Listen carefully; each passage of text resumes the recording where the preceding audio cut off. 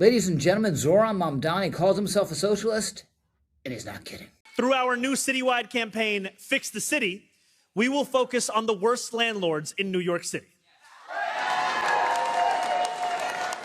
When necessary, we will take aggressive legal action to remove negligent owners and property managers. I'm Rich Lowry of National Review, and that was the mayor of New York City outlining his new housing policy that is absurd in almost every particular and would repeat or double down on every socialistic failure with regard to housing policy in New York City, and included, heard a little bit there at the beginning, here's some more now, a frank threat to expropriate private property owners. And for buildings that have suffered chronic neglect, we will work to transfer ownership to responsible stewards.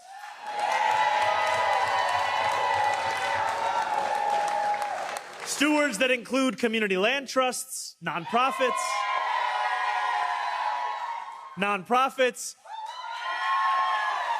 or even the tenants themselves.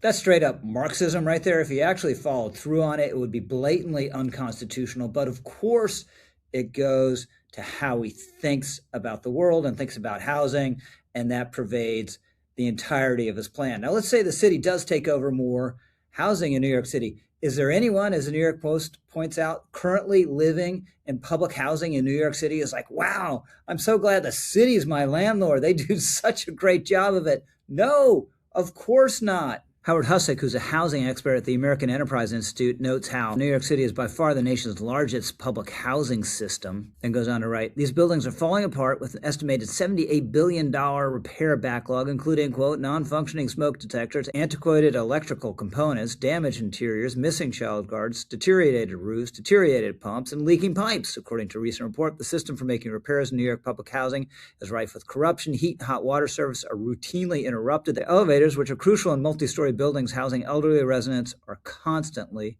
breaking down. Sounds great. Now, Mamdani wants to blame Ronald Reagan for this poor state of affairs and cuts to public housing funding at the federal level during the Reagan years, but it's really pathetic to say you can't fix an elevator on time because of something that happened in federal policy 40 years ago. And of course, federal funding for public housing has increased amply since then. So that's just a pathetic excuse. Now, public housing had a fundamental misconception from the beginning. As Howard Husick points out, the original idea was you provide this housing for stable families, but around 2% of folks in public housing in New York City at the moment are adults with children. Just a third of residents report income from wages. And what happens is you get a kind of gridlock. People get into this housing and they stay there forever. According to some estimates, again, this is coming from Husick, about 30% of residents in this housing, in this kind of housing, are overhoused, meaning you get a single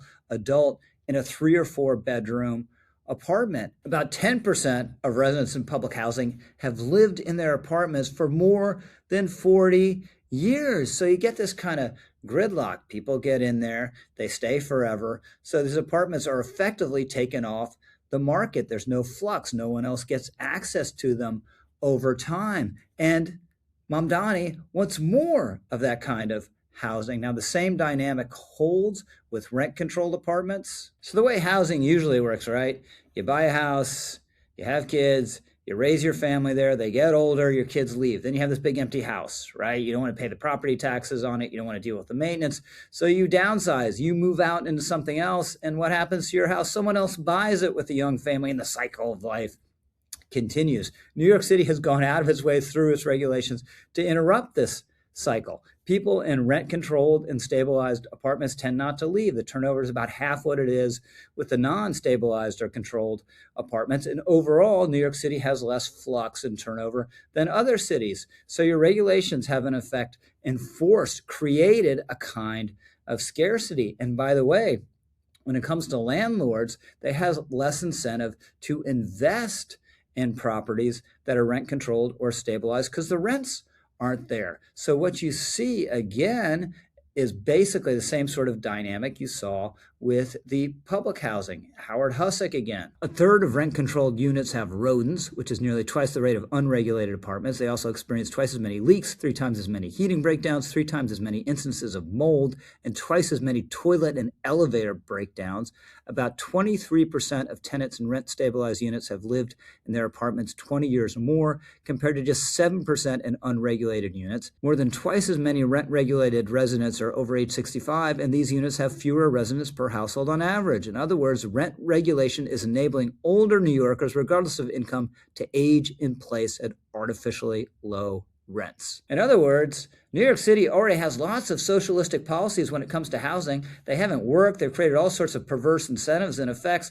And what does Mamdani want to do in classic socialistic manner? He wants to double down on all the failed socialism with more socialism. Now, by the way, there are about 50,000 rental units, according to estimates, that are sitting vacant in New York City now because city and state laws, especially an idiotic 2019 law from Albany, have basically made it uneconomical for landlords to renovate and rent these units. It's a version, milder version, at least for now, of what we saw in the 60s and the 70s when rent control basically made it make more sense for landlords to abandon buildings or to actually burn them down. This is how we got the famous Ladies and Gentlemen, the Bronx is Burning episode in the late 1970s during the World Series between the Yankees and the Dodgers.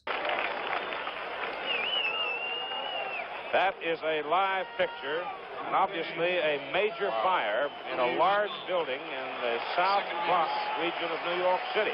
At the end of the day, housing is not that complicated. It operates by the law of supply and demand. Like everything else in our economy, if prices are too high, you need more supply, and then prices will go down. We've seen this happen in Minneapolis. We've seen it happen overseas in Tokyo. But what you need to do is make it a lot easier to build.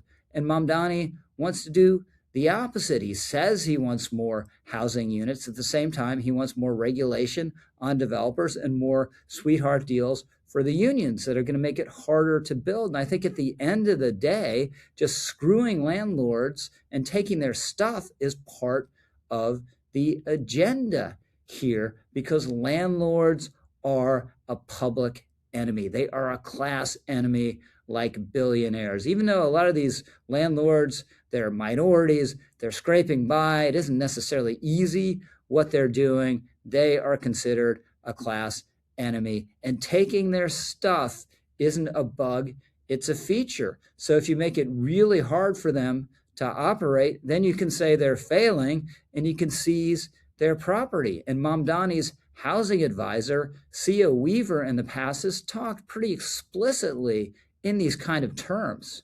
I think the reality is that for centuries, we've really treated property as an individualized good and not a collective good. And we are going to transitioning to treating it as a collective good and towards a model of shared equity will require that we think about it differently. And it will mean that families, especially white families, but some POC families who are homeowners as well, are going to have a different relationship to property than the one that we currently have. This kind of thinking is how you get Mamdani's housing policy, which is impractical, which is immoral, and which is un-American, which is pretty much the trifecta. The only good thing to be said about it is that it's unlikely to come to fruition. And for that, at least, New Yorkers can be grateful. Hey, by the way, comment, like, subscribe. I guarantee you won't regret it. I'm Rich Lowry. Over and out.